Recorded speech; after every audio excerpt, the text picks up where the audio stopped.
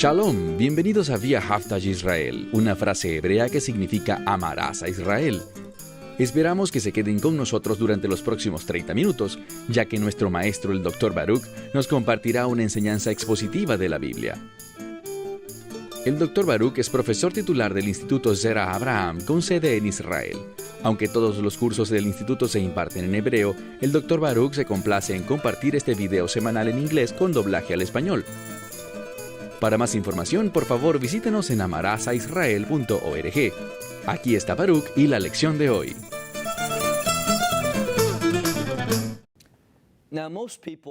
La mayoría de la gente ha escuchado el término Armagedón.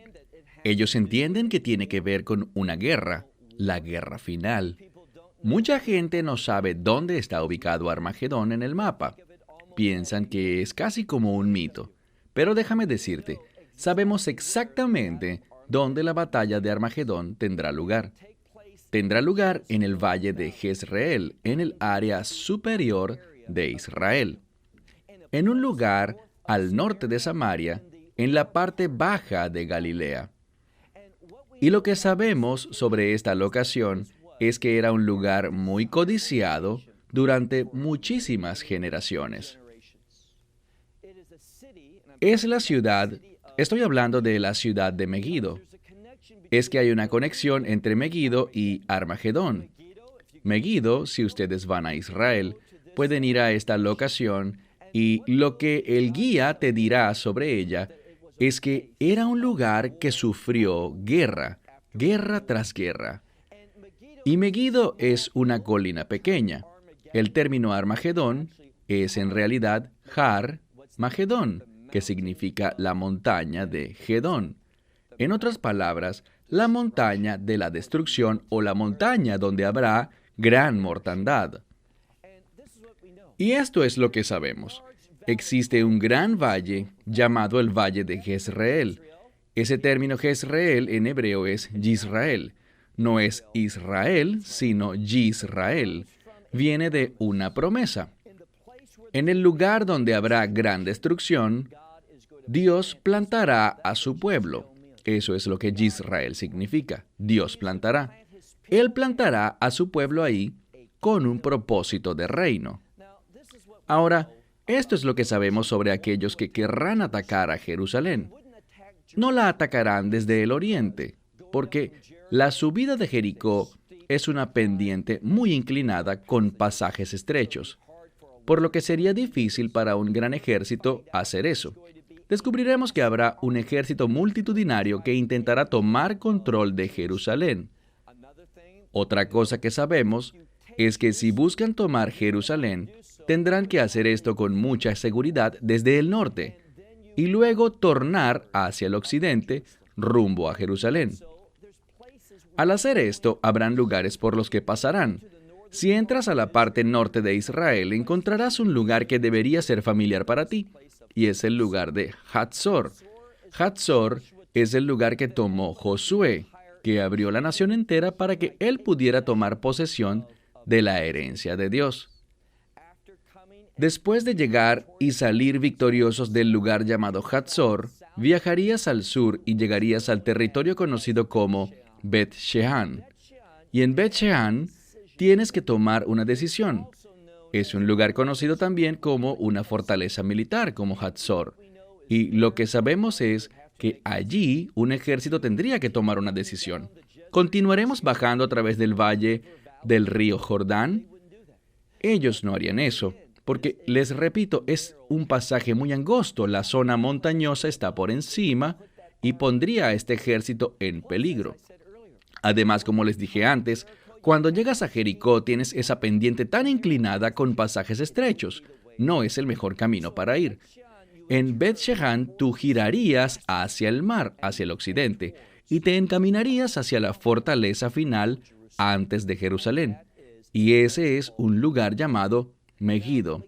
Bien, Megido es un término importante. Megido viene de una palabra hebrea, lehagid, que significa declarar.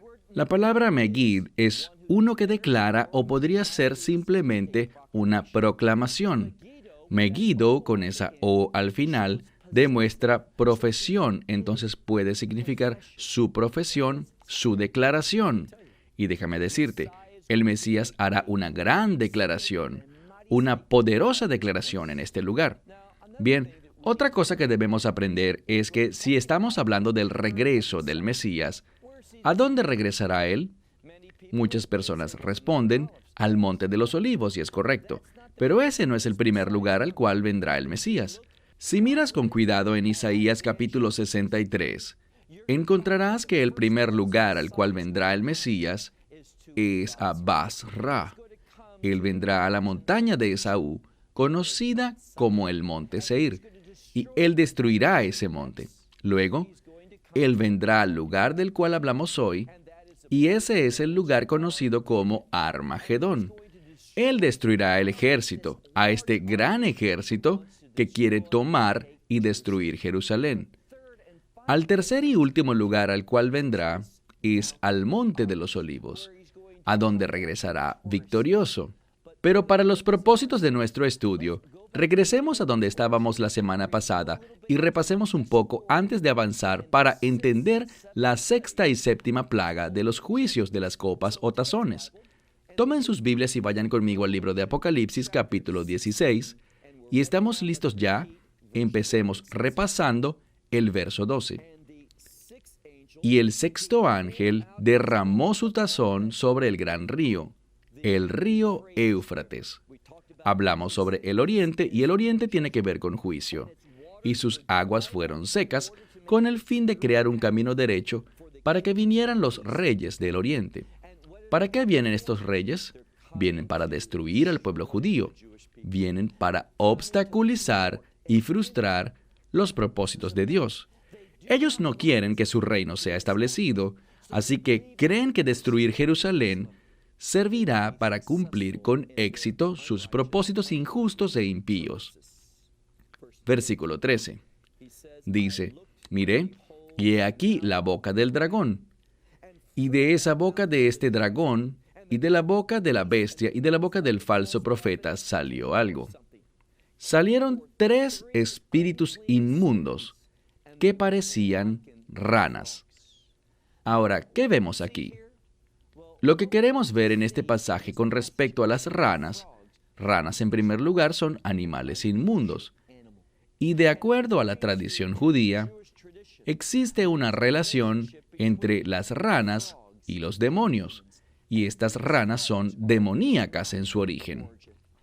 Lucen como ranas en nuestra forma de ver las cosas, pero son muy diferentes. Fuera de la boca del dragón, fuera de la boca de la bestia, fuera de la boca del falso profeta, salen estos 3 espíritus inmundos que eran similares, parecidos a ranas. Verso 14. Y dice, porque ellos son espíritus de demonios. ¿Y qué hicieron? Dice, e hicieron señales que van a los reyes de la tierra y del mundo con el fin de hacer algo, con el fin de reunirlos a todos para la batalla. Bien, ¿cuál es el propósito de estas 3 ranas, estos espíritus inmundos, estas influencias demoníacas? Bueno, entendamos, el poder demoníaco siempre tiene el objetivo de engañar. Y estos reyes van a creer que ellos podrán conquistar. Estos demonios, ranas, harán señales, grandiosas señales, que les engañarán para que piensen que pueden ser victoriosos y que pueden tomar Jerusalén. Podemos frustrar, podemos obstruir, podemos detener los propósitos de Dios para que no sucedan. Pero noten lo que Dios dice. Dios usará esto para unir a los reyes de la tierra y a todo el mundo para la batalla de ese gran día de su juicio. El Señor, Dios de los ejércitos, el día del Señor, Dios de los ejércitos. Miren el verso 15. Dice aquí, he aquí yo vengo como ladrón. ¿A quién le hace esta referencia? Siempre que hablamos sobre venir como un ladrón, hablamos del Mesías. Pero entiendan algo, este concepto de venir como un ladrón es para aquellos que no se encuentran preparados, aquellos que no están lavando sus vestiduras, aquellos que no están experimentando la redención, aquellos que son hijos de oscuridad. Recuerden lo que dice Pablo en 1 Tesalonicenses capítulo 5. Pero ustedes no están en oscuridad para que este día les sorprenda como ladrón en la noche. Entonces esta gente que experimentará el regreso del Mesías como un ladrón en la noche son aquellos que están totalmente desprevenidos, que no tienen la verdad profética y que no responden a la revelación de Dios. Miren una vez más el verso 15. Mirad, vengo como ladrón, dice, pero benditos aquellos que velan y guardan sus vestiduras, con el fin de que no caminen desnudos y la gente vea así su desnudez. Ahora, entendamos lo que esta terminología significaría para alguien que entiende esta cultura. Cuando hablamos de la gente, mira de nuevo el versículo, dice, pero benditos aquellos que velan. Bien, este término para velar o vigilar es el mismo que Yeshua usa. ¿Dónde lo usa? Lo usa en el jardín del Getsemaní. Y esto del jardín del Getsemaní ocurrió momentos antes de que Él cumpliera el propósito para el cual vino a este mundo, entregar su vida. ¿Dónde estaban los discípulos? Bueno, Él fue arrestado, como dice la Escritura, el pastor fue herido, ¿y qué ocurre? Las ovejas se dispersan. ¿Qué hicieron? Cada uno de ellos que decían, oh, yo jamás, quizás los demás, pero yo nunca, yo jamás te negaré, tal como lo dijo Pedro. Y si miras las Escrituras, dice que todos dijeron cosas así. ¿Pero qué hicieron? Puesto que no pudieron velar, no velaron ni siquiera por una hora. Fueron desagradecidos en su respuesta al Mesías en ese momento de la verdad. Ellos huyeron, lo negaron, porque no velaron. Ahora, Él usa esa palabra también en Mateo 24, donde le dice a sus seguidores que velen, que observen, que presten atención, porque Él vendrá de nuevo y para que puedas estar listo ese día y que no te sorprenda como ladrón en la noche. Miren de nuevo, dice aquí, benditos aquellos que velan y que guardan sus vestiduras. Ahora, las vestiduras, bíblicamente hablando, están relacionadas simbólicamente con buenas obras. Entonces, quienes estén velando, y eso puede ser velar en el sentido de ser diligente, quienes sean diligentes tendrán unas vestiduras. ¿Qué son las vestiduras? Buenas obras. Ellos estarán llenos de los mandamientos de Dios, o sea, de obediencia, y será esa obediencia la que cubra su vergüenza. Cuando alguien no está siguiendo a Dios, cuando alguien no está caminando en obediencia, la gente nota la vergüenza de su impiedad. ¿Por qué estamos hablando de desnudez aquí? Porque la desnudez y la vergüenza van de la mano. Buenas obras tienen que ver con gozo y alegría. Así que dice, mira de nuevo el verso 16, porque Él los reunirá en el lugar. Ahora, el término lugar, uno de los nombres, y mucha gente no sabe esto, pero en el judaísmo uno de los nombres de Dios es Hamakom, que significa el lugar.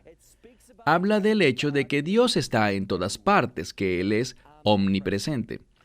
Y Él se manifestará a sí mismo. Este Dios que está en todas partes se manifestará a sí mismo de una forma única en este lugar, esta locación. Mira de nuevo el verso 16.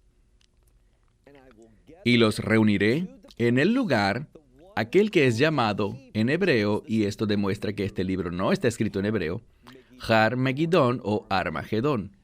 Bien, ¿qué significa este término? Significa el monte de la destrucción, de la muerte.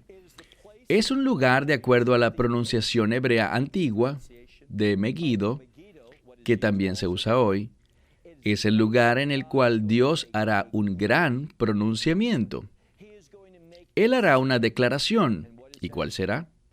Que Él castiga a aquellos que busquen frustrar sus propósitos. Avancemos a esta última sección del capítulo 16. Miren ahora, si pueden, el verso 17. Y el ángel, el séptimo ángel, derramó su tazón sobre el aire. Y salió una gran voz del santuario de los cielos. ¿Y desde dónde? Desde su trono. Lo hemos visto con mucha frecuencia, aquí y allá, en los capítulos 14, 15 y 16, este término trono es muy importante. De lo que se trata todo este libro, y lo he dicho una y otra vez, se trata sobre el trono de Dios, el cual está en los cielos y viene a la tierra. Y ese trono viene con el fin de gobernar. Y lo que encontraremos es que el juicio de Dios, su ira, es derramada con el fin de preparar el camino para su trono. Y su trono se encontrará en la ciudad santa de Jerusalén. Miren una vez más. En la mitad del verso 17 leemos que salió una gran voz del santuario en los cielos y del trono, y dijo, todo se ha terminado, o está hecho. Verso 18. Y aconteció, miren este verso 18, lo que se dice aquí es muy similar a lo que vimos en el libro de Éxodo, capítulo 20. Estoy hablando de lo que tomó lugar en el monte Sinaí. Ahora, el monte Sinaí es una locación gloriosa, pero también es una locación triste. ¿Por qué? Gloriosa en el sentido de que Dios se manifestó a sí mismo allí. Triste en el sentido de que Israel no respondió apropiadamente a la manifestación de Dios.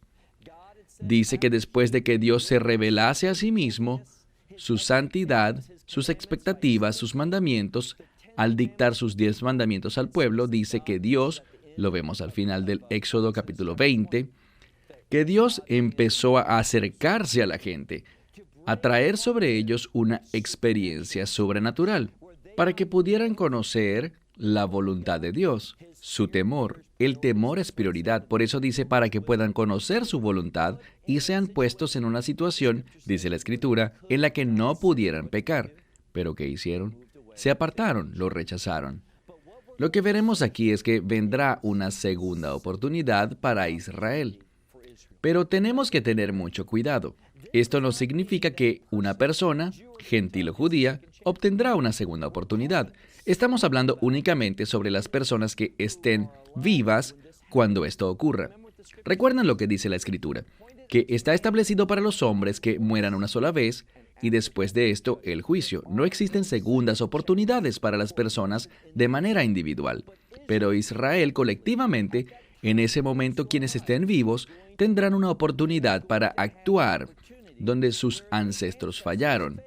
Ellos tendrán la oportunidad de responder en obediencia y de actuar en fe. ¿Qué dice la Escritura? Mira de nuevo el verso 18. Y aquí te recomiendo que repases el capítulo 20 de Éxodo para que notes las semejanzas. Y aconteció, Colot puede ser sonidos o voces, y truenos, y relámpagos, y sucedió un gran terremoto. ¿Qué aprendimos de los terremotos? Cada vez que un terremoto es mencionado en la Escritura, tiene el propósito de advertir que esto tendrá implicaciones de alcance mundial. Esto es para todas las personas. Dios se está moviendo. Dice que hubo un terremoto, un gran terremoto. ¿Qué más vemos? Y fue un terremoto como no lo hubo nunca antes, desde el tiempo que el hombre habita la tierra. Y aconteció este terremoto que fue terrible, y dice, de una manera única, tu Biblia probablemente diga muy grande, pero la terminología, y esa palabra muy, implica que precede a la venida del reino. Significa que es algo sobrenatural y que además de ser sobrenatural, nos llevará a la dimensión del reino. Ese es el propósito de este terremoto, es para anunciar la llegada del reino. Y algo más que vemos está en el versículo 19. Y la gran ciudad, hablamos de Jerusalén, la gran ciudad se dividió en 3 partes. El 3 tiene el propósito de revelar. El 3 siempre tiene que ver con declarar algo. Así que esta ciudad, esta gran ciudad, estaba dividida en 3 porciones. ¿Y qué más? Y todas las ciudades de las naciones, ¿qué ocurrió? Colapsaron, fallaron. ¿Por qué? Con el fin de que recuerden a Babilonia la Grande delante de Dios. Y para darle a ella la copa, es decir, a Babilonia, a este imperio, entiendan la estrecha relación entre el término Babilonia y este imperio maligno en los últimos días. Déjame hacer una pausa y decir que vamos a estudiar de manera exclusiva este imperio de una manera muy cognitiva, basada en lo que vemos en Apocalipsis 17, para tener un entendimiento mayor de lo que Dios quiere que conozcamos sobre este imperio. Pero con frecuencia se refiere a ella simplemente como Babilonia. Miremos de nuevo. Dice que Babilonia, esta gran ciudad, será recordada ante Dios. ¿Qué hará Dios con ella? Le dará a ella la copa del vino del enojo de su ira. Así que Dios juzgará a esta ciudad, juzgará a este imperio. Y verso 20, toda isla huirá y no se encontrará lugar para las montañas. Esta terminología quiere decir esto. Traerá Dios cambios a este mundo.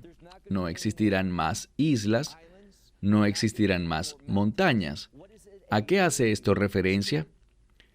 Esto hace referencia a un cambio en la creación. Y veremos muchos lugares en los profetas, cuando la creación atraviesa un cambio, siempre es para comunicarnos una cosa a nosotros, y esta es redención. ¿Cuál es el resultado de la redención? Lo he dicho muchas veces. Debemos entender la redención en dos etapas. El pago o los medios de la redención, de eso se trata la sangre. Y en segundo lugar, el resultado de ese pago, el cual es visto en una palabra, reino. Entonces, siempre que observamos una imagen en la Escritura, proféticamente, hablando de un cambio en la creación o que los cielos son ahogados o estirados o cosas por el estilo, todo esto habla sobre la redención en el sentido de que estemos listos para el reino. ¿Y qué hace Dios? Él terminará su juicio. Miren ahora por favor el verso 21. Y caerá un gran granizo. Si prestan atención a estas 7 plagas, muchas de ellas son un recordatorio de las plagas, las 10 plagas de Egipto. Por ejemplo, hablamos ya de la oscuridad, hablamos de sangre, hablamos de ranas, y ahora hablamos de granizo. Pero noten lo que la Escritura dice. Y cayó un gran granizo, granizo pesado, el cual tenía el peso de un talento, lo cual es muy pesado, y cayó del cielo encima de la humanidad. ¿Qué hicieron ellos? Bueno, esta es la tercera vez. Solo piensa en esto. Es como que bombas están cayendo del cielo, trayendo una terrible destrucción. ¿Y qué hicieron ellos? No se humillaron a sí mismos, no clamaron por perdón, no buscaron la misericordia ni la gracia de Dios. Vemos una y otra vez, y esta es la tercera vez en este capítulo, ¿qué hicieron ellos? Lo vemos en la segunda mitad del verso 21. Y ellos blasfemaron. La humanidad, dice aquí, blasfemó contra Dios por causa de esta plaga del granizo. Bien, ellos culpaban a Dios en vez de darse cuenta de que fue su injusticia, su pecado, su impureza, su impiedad, la que produjo todo esto. Dios dice, voy a destruir Babilonia. ¿Y sabes qué más dice? Lo veremos más adelante. Pero es algo que debemos aprender cuando dice, Babilonia, Babilonia ha caído. Lo dijo ya antes. Si estás conectado a este imperio, ¿qué haría una persona sabia? Bueno, si estamos en un edificio y alguien me dice que el edificio está en llamas, yo me saldría, yo me escaparía de la destrucción. Pero eso no es lo que esta gente hará. Ellos no están dispuestos a alejarse de la destrucción. Están enojados contra aquel que está trayendo sus justos juicios, su ira sobre todo lo que es impío, y se opone al carácter de Dios. Entonces veamos de nuevo el verso 21. Y los hombres, estos hombres, blasfemaron contra Dios por causa de esta plaga de granizo, y no le dieron gloria debido a esta plaga, a esta gran plaga. Total oposición a someterse a Él, oposición a reconocerle. Ahora, ¿a dónde va esta profecía? Como ya les dije, Dios nos dará una descripción muy clara de Babilonia.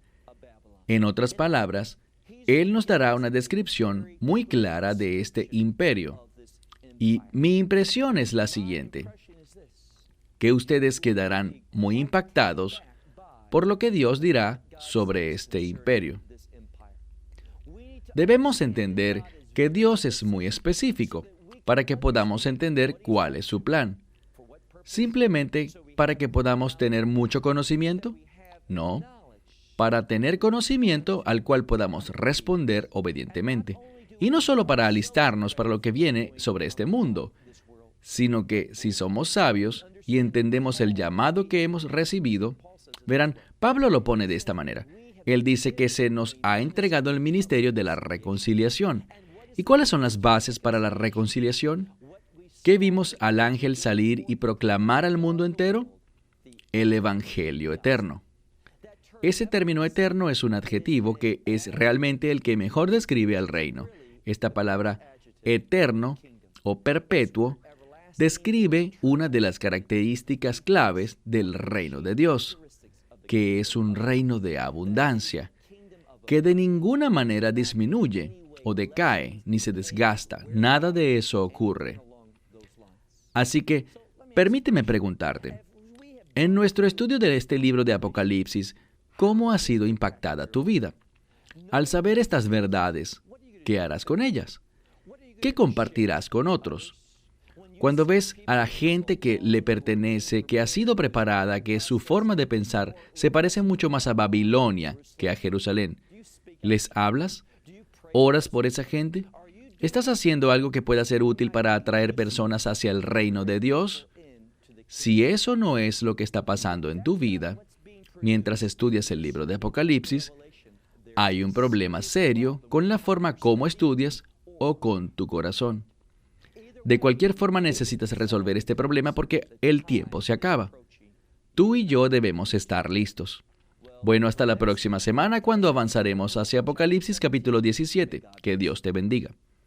Esperamos que te hayas beneficiado del mensaje de hoy y lo compartas con otros. Por favor, haz planes para unirte a nosotros cada semana en este momento y en este canal para otra transmisión de amarazaisrael.org. Nuevamente, para obtener más información sobre nosotros, visita nuestra web amarazaisrael.org, donde encontrarás muchas otras conferencias de Baruch en formato de video. Hasta la próxima semana. Que el Señor te bendiga en Yeshua HaMashiach, Jesús el Mesías, mientras caminas con Él. Shalom desde Israel.